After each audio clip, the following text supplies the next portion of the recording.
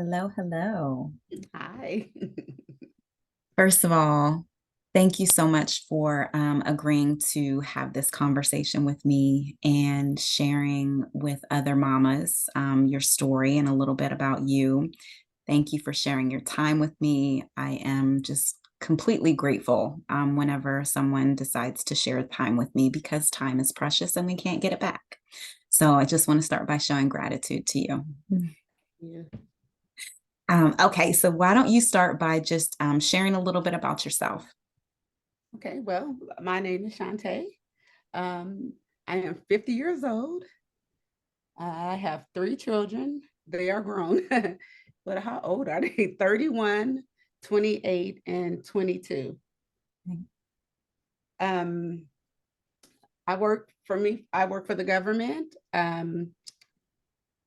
am a this is so weird for me. I was a single mom, when I worked for the government. I'm at a point now in my life where I'm probably really getting to know me and the things that I like after raising three children. I took care of my mom for quite a few years. So, I'm on my own self journey, I think, right now. Although my children are grown, mommy never stops. I will say that it never stops. So they are always right here in my ear, always calling, but I can mother them from a different perspective now, watching my grown children find their ways in their lives. So I'm enjoying watching that now, watching them grow into who, they're meant to be, who they're going to become. Um, Aside from that, I love working out, trying to stay healthy, eat healthy, all those good things. And that's pretty much it. Like I said, I'm when I say I'm in a journey right now myself, I really am in a journey myself now, discovering Shantae, who Shantae is, what Shantae really likes, because I did devote all of my time, like most moms do, to their children. Yeah. They came first. So Yeah, yes, they do. They kind of have to because their lives depend on you. it does too, and I enjoy it. I love being a mom. I still love being a mom, even though they're grown. It's just a different perspective of being their mom now. They don't need me to hold their hand per se, doing everything they do, but they still need you. Yeah, yeah. So what has been the best part about your motherhood experience? My what was my best part? I think for me, it's so I have three children. They all have three different personalities. Mm, So watching each of them, develop into who they are. And then for me, being able to actually be there for them while they were going along the journey, watching them. If one was in sports, being there, participating in all the sports, and just watching them and their accomplishments that they've had. And so that's just it was fulfilling to me. Whatever they wanted to do, I believe I was their number one supporter. I never discouraged them from doing anything. Let them try to do whatever they wanted to do, and that was a joy for me, just watching them do the things that they really loved to do while yeah, they were growing up, yeah. I and think that, being able to let them do it. Having the means to let them be able to do that. So. yeah. I think that's been one of the most interesting things about being a parent is realizing that, your kids truly are their own little individuals and they can be completely different. It's something to get used to also. Yes, because you expect from the oldest, it's like I expected it for each one, for each child, but that wasn't the case, and you have to get used to that too. I'm like, okay, they're their own person, just let them figure it out, let them be. Yeah. So it can be a little hard too, especially when you have your rules, you think things are supposed to go a certain way, but it does not. Life would tell you that it does not go a certain way. Yes, that actually is perfect segue into the next question. So what has been the most challenging or unexpected thing about being a mom? That part I said that they are not that they are not the same, you Yeah. know. Um, And not only that, for me, because I was a single mom, then I was married for 17 years, and then I became a single mom again. And so I think the challenging for me too was becoming a single mom and trying to be, both of the parents for a lot of times, for them. That was the biggest challenge for me.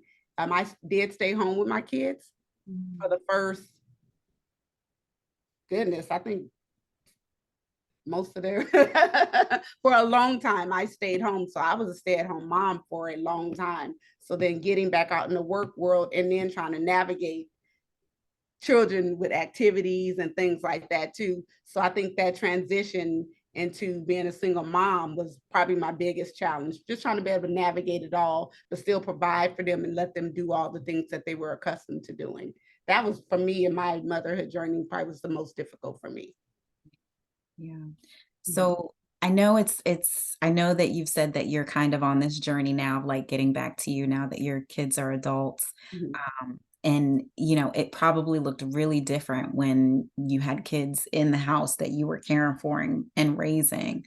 What does it look like for you now, taking care of yourself regularly and loving on yourself versus what it looked like before? And what advice would you share with mamas that are still, actively raising kids in the household about taking care of themselves? So so something I did, and I think I didn't even realize I was doing it to get my own self care. Like when the kids were in the house, I'm an avid reader. I Mm, read a lot, and so that was my downtime. Like my self care time, pretty much was reading. I would get a book, take care of the kids, get them settled down, and you could always find me with a book in my hand, and that was like my escape time. I would read my book. They knew when mom had her book in her hand, leave her alone. That was my time, and that was peaceful for me.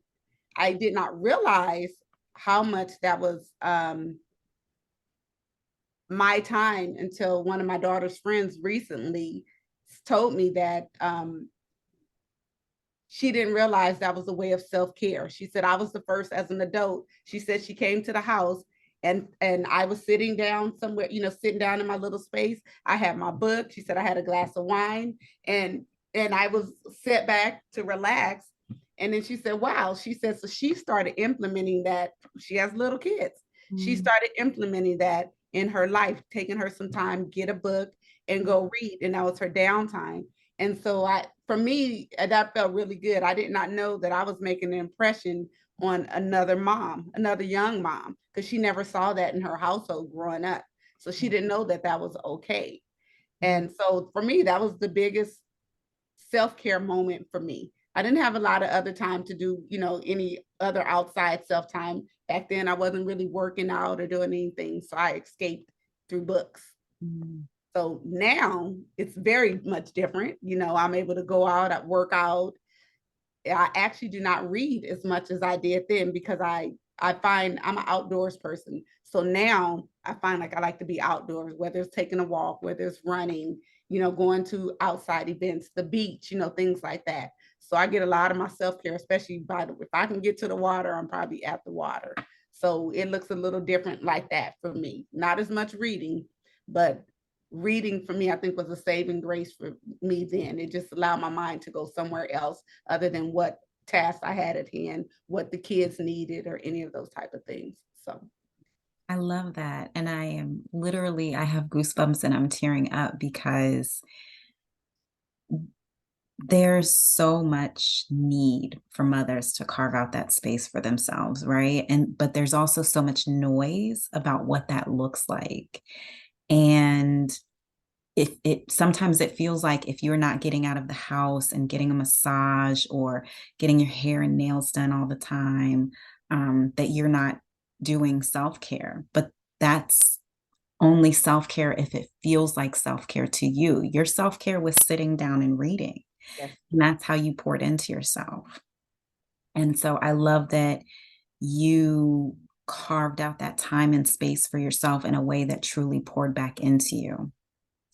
And then I also love that it shifted and you've allowed it to shift. I mean, you clearly said that you don't read as much anymore and that's okay. we all have like seasons for things that we enjoy, things that fill us, and it's okay to let the season end and to open the next season with, welcoming arms. So, Yeah, absolutely. It's definitely been a life, that's been a life lesson for me too. That there are seasons that things do change. And like I said, I'm walking into my new season. And I'm learning though how to walk into that new season. I am I'm accustomed to taking care of everybody. yeah, So learning what it is to take care of Shantae, that's probably the hardest still is learning how to take care of me, outside of the children, because I did everything for the children. So yeah, yeah, yeah. I think as mothers, but especially as Black and Brown mothers, we are sort of given this societal message that our kids are supposed to come first, and that we have to hustle and work hard and tend to all the things and do all of the things. And it is rare that we see those examples of mothers that are carving out time and space for themselves. If yes. you see it, it's rare. um I grew up with a mother that tended to us like we were it for her. um and then I didn't have a mother and actively in my life for a long time, and that affected how I mothered when I became a mom, and I was absolutely self-sacrificing. Yes. And now that I am not as self-sacrificing, I'm still working. Working, it's hard. Trust me, I promise you, I understand, you Yeah. know. But I feel the difference that it's made in my life. Like, I'm showing up with more patience, more grace. I don't always get it right, but I feel less irritated. I have more energy to be present with them when I am sharing time and space with them. And it's just a feeling that I want all mamas to have, because it's a gift and not all mamas get that gift. Right. I absolutely agree. Like I said, I go back and think about what I did for self-care. But if I could have did it a little differently, then absolutely, you know, I would have did it a little differently. Then my kids, I mean, they still grew up great. I didn't always get it right. They'll tell me now. Oh God, yeah. They'll tell me now some of the things, but also as adults, especially the oldest having a child now too, she understands too. You know, she Yeah. understands because now, she's in that role. She's a mother now. So, so I think I did pretty good though with them, considering. Just seeing the little sliver that I see, I think you've done great. Yeah, You have a I lot thank to be you. proud of. But I am definitely proud of them. Like I said, being their biggest advocate. I think, you as a mom, I wanted better for them than I had. And Yeah. so that's part of our sacrifices that we make too. I wanted them to have better than me. I wanted them to be better than me. And in that, as I watch now, they are better than me. They are doing more than me, but it's what I poured into them to get them there too. Yes, So I absolutely. wouldn't do it any different, Wonderful. not in regards to raising them the way I did. So yeah. Well, I'm glad that you found time for yourself then, and I'm really glad that you're finding time for yourself now in this new chapter, in this next phase.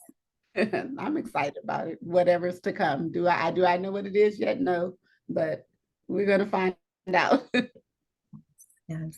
Shantae, thank you so much for sharing your time with me again. And I really have enjoyed learning a little bit more about you and your mommying journey and experience, and how you love on yourself and how you have loved on yourself in the past.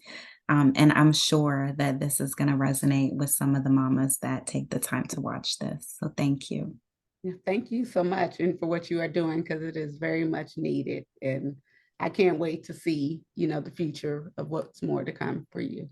Thank you. All right. Thank you.